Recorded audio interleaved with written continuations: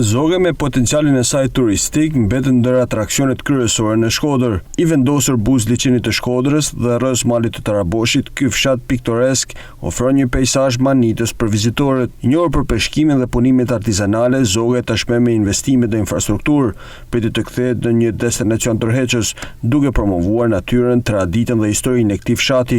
Rrallë vim, po vend shumë i bukur. Tash i ka filluar lëfie mu sistemohej, kjo rruga re do ja rrisin sa do pak vlerën. Mendojmë që do të ketë edhe më shumë frekuentim. Çfarë bën veçantë këtë zonë? Po e bën klima, liçeni, peshku, edhe kuzhina tradicionale e vendit këtu që është zakonisht krapi i Shkodrës, që këto shqiuen për mjeshtrat gatimit. Ndërsa pritet që Zoga të ketë një rritje të vizitueshmërisë, banorët thonë se investimet në brendësi të fshatit nuk janë të realizuara plotësisht, ndërkohë shqetësim për banorët mbetet dhe mungesa e certifikatave të pronësisë, çka i pengon të investojnë në pronët e tyre. Për rrugën e për tona mirë, çfarë bëhet mirë. Pa jam i lënë gjysk e këtë qeditorin, që e kanë bërë te klubi në Ailit, aty e kanë fut. Me shku deri në fund më zotni, atje, bëj xhiro, vjen ti prej qytetit, bën i xhiro.